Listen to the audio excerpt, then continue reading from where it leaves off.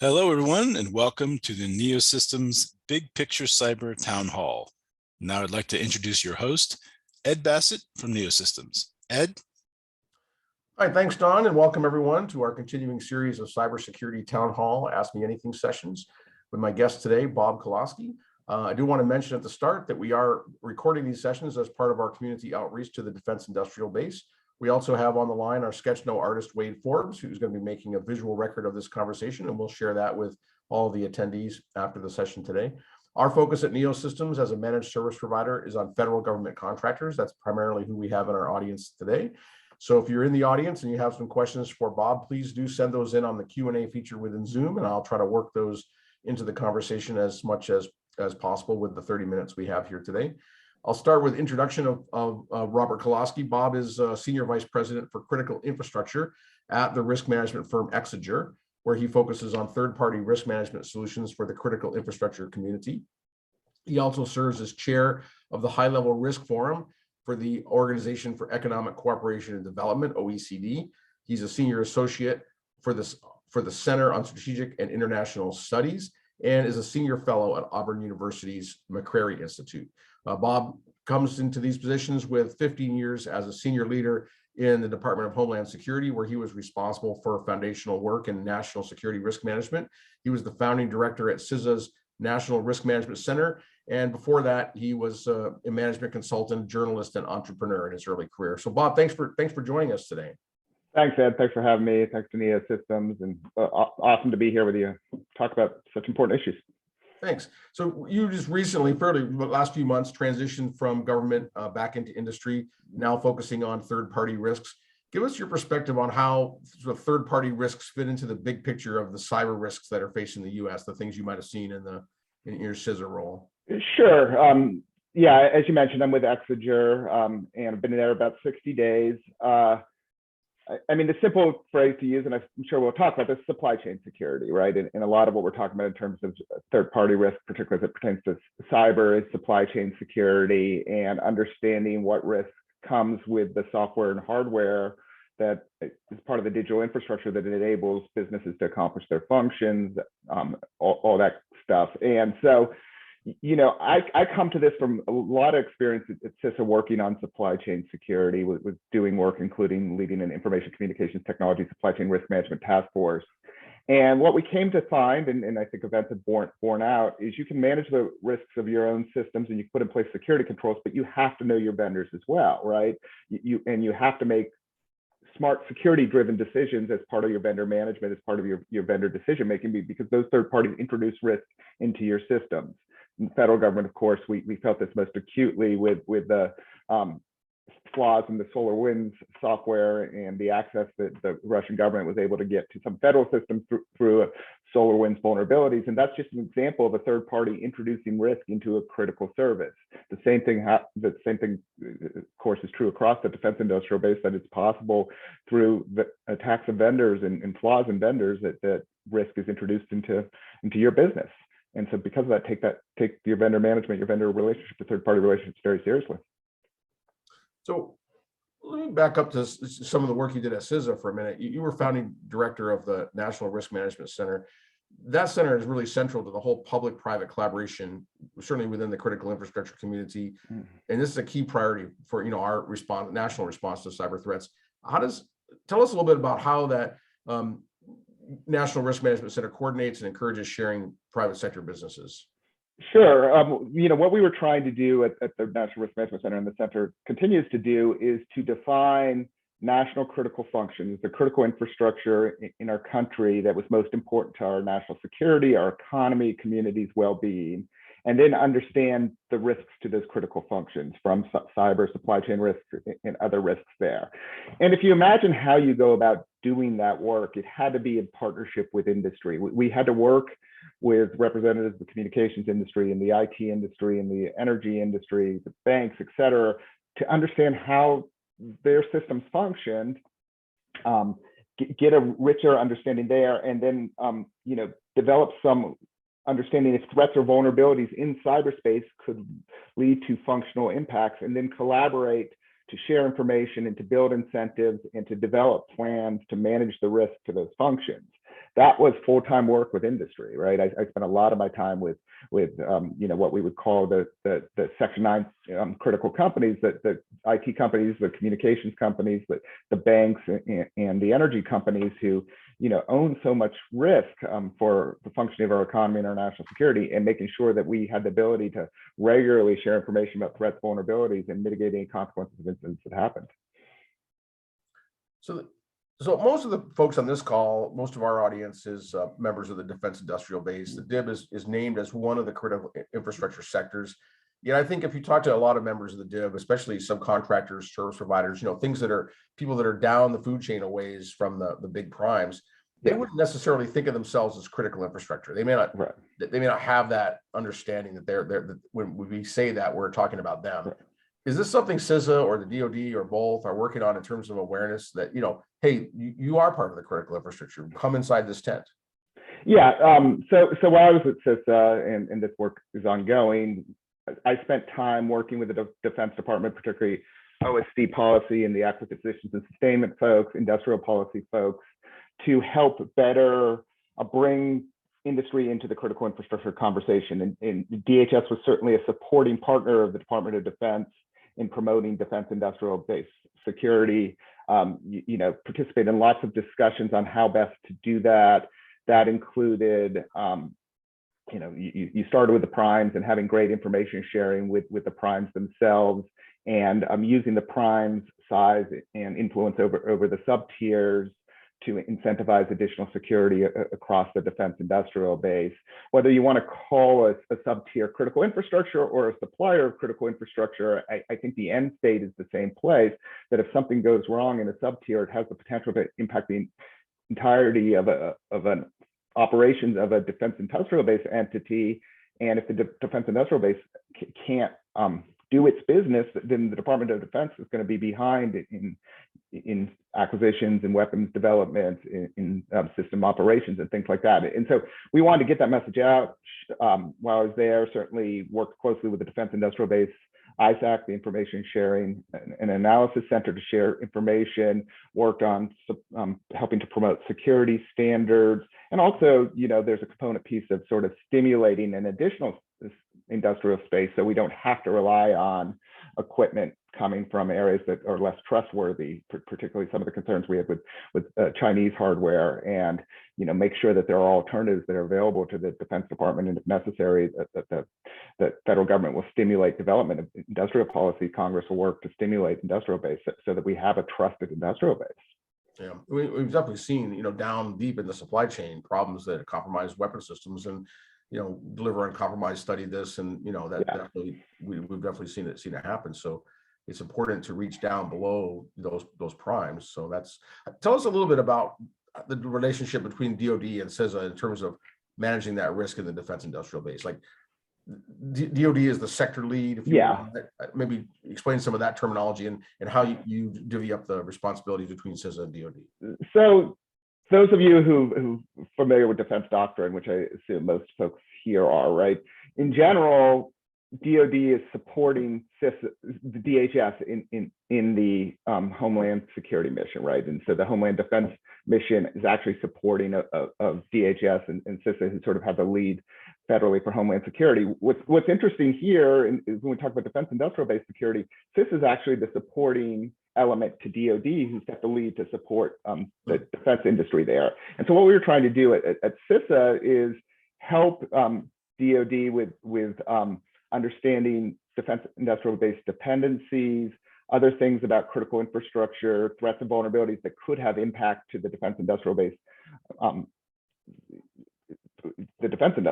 We partnered closely with the National Security Agency. CISA partnered closely with the National Security Agency when I was there, and continues to partner there to share information about threats and vulnerabilities and downstream impacts of things that are happening.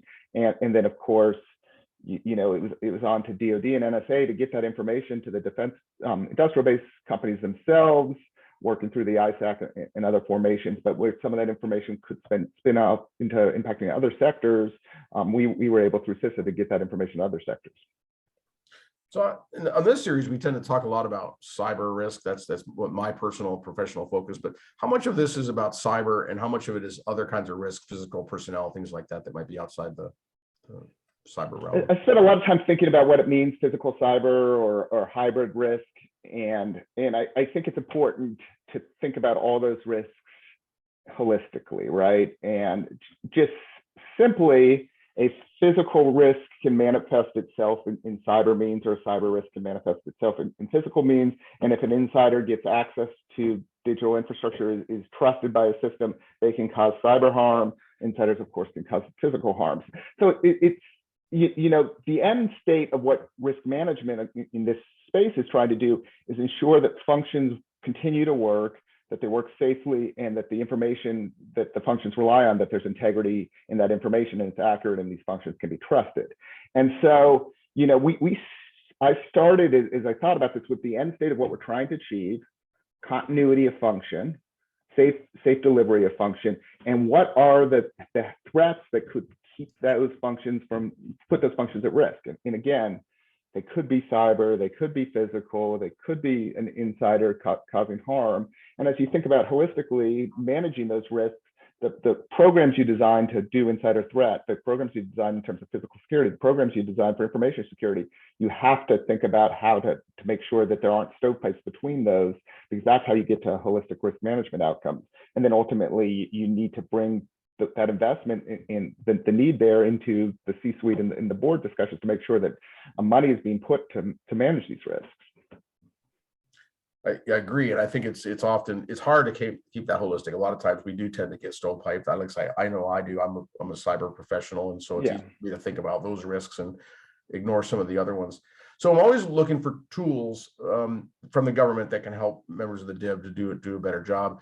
I was looking at the CISA website. The DIB sector-specific plan that's published out there is from 2010, so 12 years old. That's like an eternity in the security space, right? What should I take away from that? Am I looking at the wrong website? Is the I can't speak anymore for the CISA website or the Defense Department in this one.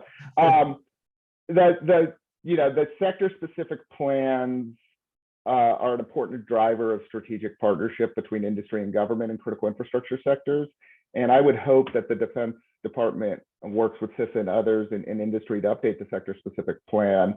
I know that there's hope that the overall National Infrastructure Protection Plan will be updated in 2022, and I think that would then cause a cascading need to update sector-specific plans. But yeah, you're absolutely right in the implication of your question. If we're operating under a 2010 plan, we're probably operating on an outdated version of risk. We all know that planning isn't the only way that you manage risk, and you have to be more dynamic one way or the other to managing risk, even if a plan is outdated. But that being said, having a plan that's modern certainly helps. So on this series, we've focused a lot about the DoD's CMMC initiative. That's directly focused on improving cybersecurity posture of the DIB and the supply chain. I mean, it's a very aggressive program. Do you see that as something that would have benefit outside of the DIB? Is that something that, for instance, at CISA, there's conversations about and let me pivot a little bit also to talk a little bit about what we're doing in Exiger, because certainly one of the things we do, and I'll talk a little more in a second, is help organizations understand sources of third-party and supply chain risks. And in doing so, both knowing who your suppliers are, but knowing the security practices of your supplier are an important element. What CMMC allows for is a standard and a consistent approach that's linked to risk, and to know whether you are following the right security controls or validated security controls to protect controlled unclassified information. From where I sit right now, the more that you have those harmonized, standardized approaches to evaluate against, the better we are as a community, because it makes it easier for the buyer to have confidence that who they're buying from is following good security practices. And ultimately, that's what CMMC is. I think as CMMC evolves, and we'll see what the Defense Department does with it, but as it keeps pushing, it's going to get an expectation in the marketplace that certain well-defined standards are being met to manage risk. Exiger will help organizations then validate that that's happening across their whole supply chain. So, we think it's a great thing. Will it have application larger than the Defense Department, the Defense Industrial Base? Starts with the Defense Industrial Base.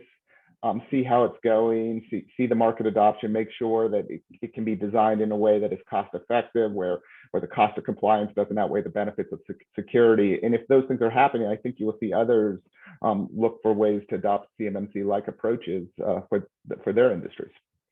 Man, you make a good point about buyer confidence, right? Because today, in every business-to-business transaction, you know, one party is saying, yeah, sure, we do that in a secure way. We do security seriously. Yeah. Everybody says that. Okay, well, how do I know? How do I know that that's a trustworthy statement? When you say security and I say security, maybe they mean different things. So yeah, having some third party way to evaluate that, a neutral way to evaluate that is really powerful. And I think, you know, there's some yeah, and as much consistency as possible, right? You don't want to, if somebody's selling to multiple entities, right, as a supplier, you don't want to have to answer these survey questions over and over where people are asking the same thing to demonstrate security, but you have to answering them in different formats and provide different information, because then you're spending a ton of money just the cost of proving that you're doing things, where if you can prove it once or twice in a harmonized way, it's easier to then just bring that information to your potential vendor, to your potential buyer, and therefore you're not putting as much cost in. Again, I always talk about,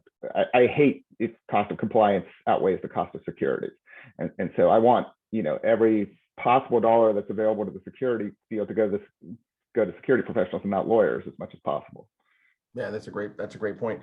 The other sort of industry initiative we've been tracking is the CISA Shields Up initiative, relatively recent. But that's a whole of industry, whole of nation guidance, right? Intended to be for everybody. You know, how does that Shields Up guidance apply to the folks that are in the critical infrastructure? Is it just sort of be more vigilant? How would you take Shields Up and apply it within the? Yeah, I mean, Shields Up was a moment in time, right? The metaphor, which I'll point back to my old boss, Chris Krebs, who came up with the sort of image of Shields Up for use at CISA, and then my former boss, Jen Easterly, has adopted that and hopefully perfected it. But the idea is, in this face of geopolitical chaos, crisis, the Russian aggression against Ukraine, Russian saber rattling in other areas, and other things that may happen because of, you know, this period of geopolitical risk, cyber professionals, network defenders have to be on their A game and have to make sure that cyber security controls are in place to protect critical infrastructure. That's something that, Ed, I think you and I would agree, we hope happens all the time, but the Shields Up moment was, hey, government saying based on intelligence, and it's now borne out in terms of what's happening globally, that this is a period of heightened risk. Luckily, we haven't seen we haven't seen significant direct activity from the Russian government targeted to U.S. critical infrastructure in the last few months, but it doesn't mean the risk isn't out there. It doesn't mean that there aren't other adversaries who might not be opportunistic. So keep your shields up. The other thing it means is, are there operational decisions that you could take right now to take less risk with the way you're doing business? And you know, this is something that we talk about a lot in Exiger. Can you bring your supply chain closer to you, right? Can you rely less on digital infrastructure from the impacted region? And in doing so, not only are you putting your shields up, but perhaps you're buying down risk in the long term. Hopefully CISA doesn't just keep saying shields up forever, right? Hopefully we get to a period where we're in less higher risk, but take it seriously. And we don't want to burn out security professionals, because this is a long game, and this is not the only risk.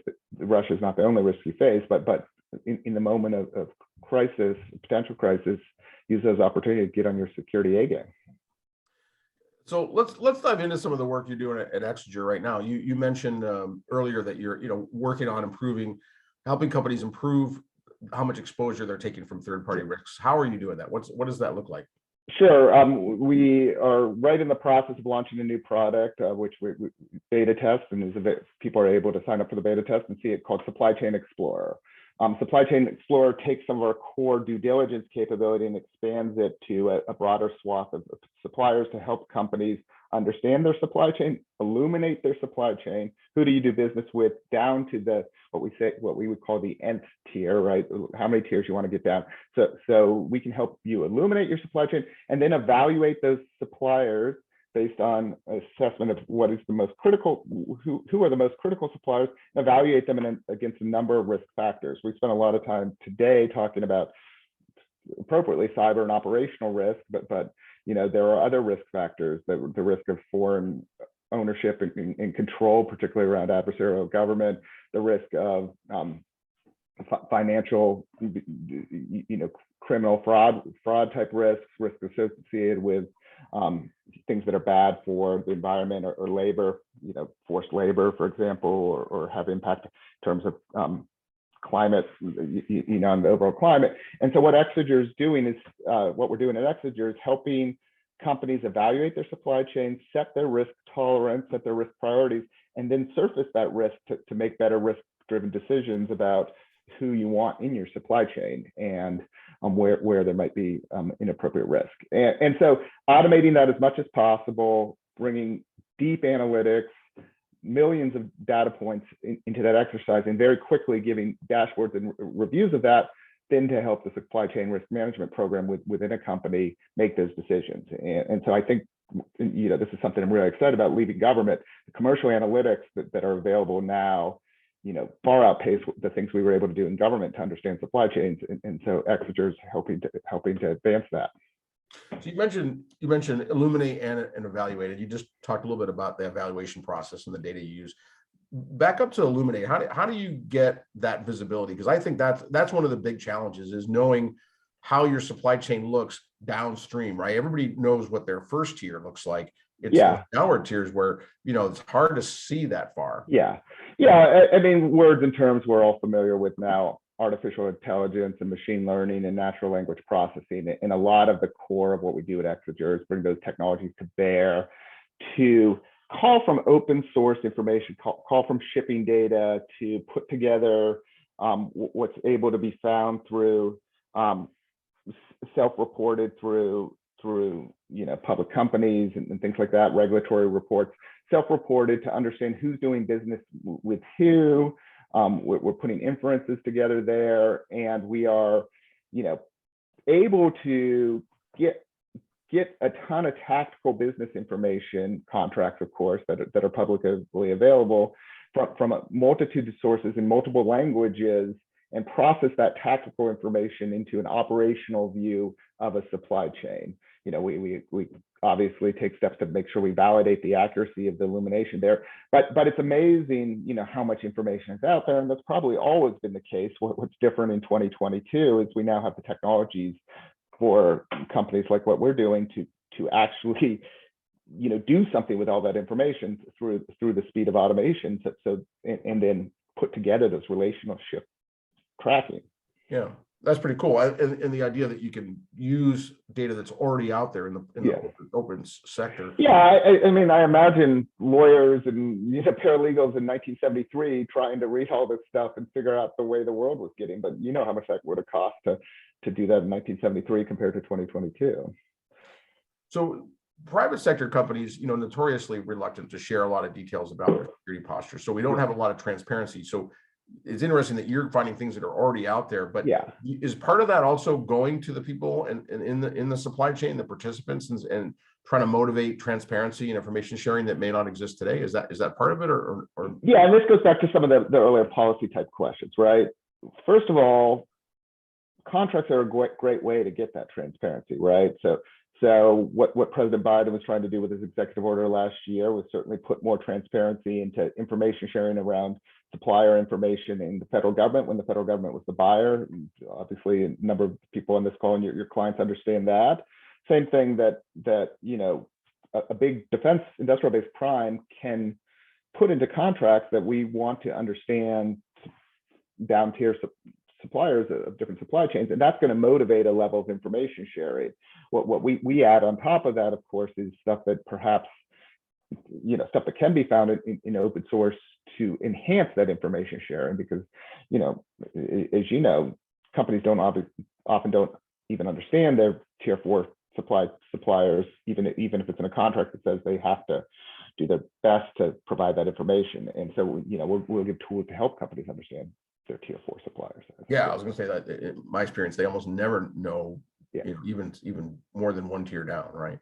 Yeah, they've directly contracted with, and below that is really fuzzy. Yeah, so put it in contracts. Continue the policy movement for more information sharing, but then rely on information that is available, just hard to get at. Got it. So You mentioned the Russian situation and the aggression they're showing towards Ukraine and the potential for some spillover, right? There's been a lot of anxiety, I'll say, about whether that's going to directly affect us here in the U.S. Put that in perspective, your perspective relative to the physical warfare, where we've got good news coverage of it. On the cyber side, it's more a little bit of fear at this point of what might happen. What's your take on it? And let me aggression is probably not a hard enough word. The illegitimate attack of the Ukrainian people and the Ukrainian government and Ukrainian communities. I mean, that's what Russia did. I think, the lessons I've taken over the last few months, right? This is the first significant hybrid conflict where Russia's active war against Ukraine has involved all the attacks we've seen. It's involved cyber attacks against Ukrainian assets. It's involved cyber attacks against communications infrastructure that's outside of the Ukrainian control. It's involved information warfare, traditional information warfare, and then using social media to advance traditional. And you've seen the Russian playbook, which luckily hasn't been as effective as perhaps we were worried about globally a few months ago, but you've seen it applied against Ukraine. And going back the last several months, we knew that was the Russian playbook. And in the fog of war, what happens? Are the Russians going to change their intent and broaden their intent? Luckily, they've been the Russian army has been pretty much fought to a standstill in Ukraine in a lot of places, and so it's hard now to imagine them getting overly aggressive to more of the West, but that still could happen. And like I'd like to say, during war, sometimes things happen that weren't intentional, and that could still happen here. So we need to be attuned to being prepared for a spillover, as you suggested, even if that becomes less likely the more that Russia is sort of stuck, slogging through and hopefully losing the war in Ukraine. You're saying as they become more mired down, their chances of even having the wherewithal to pull something off major in the cyber. I mean, we certainly desperate, we certainly degraded their capability. That does not mean that the madman theory is off the table, right? Gotcha. Well, we've got about 2 minutes left, so I want to ask a closing question. Just want to really kind of bring this around to action items for our audience, members of the DIB. If they're trying to take action today to reduce their vulnerability of the nation's critical infrastructure, what is the top suggestion you'd make for them? Know your systems, know your infrastructure. So know your digital infrastructure, know your suppliers, as we talked about, and prioritize protecting the things that are most critical to your business outcomes, and then put in place the best security controls you can to protect those systems. That guidance is out there. Certainly insurance companies will push you in that direction. CISA and other places have that guidance. Make that investment to do that, particularly for your most critical assets. That's where you start, and demanded of your suppliers there. The other half is we haven't talked a lot about cyber resilience, but have a backup plan if something goes wrong with your critical systems, and do that planning. Know how you're going to respond, have those relationships with an incident response firm, public communications plan, have that in place, and have the ability to operate with degraded digital capability, because, as you know, Ed, as well as anyone, you're not going to stop everything from happening in cyberspace, but you can minimize the impact of things that happen, particularly as it matters to the things that are most important to your business. Couldn't agree more. Bob, thank you very much. Appreciate your insights today. It was really informative. Thanks to you, Wade, for drawing this, and thanks to the audience members for your time and attention today. I want to invite you to come to future cybersecurity town hall meetings. Our next session is going to be in 2 weeks on Wednesday, June 1st at our regular 1 p.m. Eastern time. If you don't have the registration information in your inbox, please head to our website, neosystemscorp.com, for the details. Thanks a lot. Thanks. I appreciate being with you.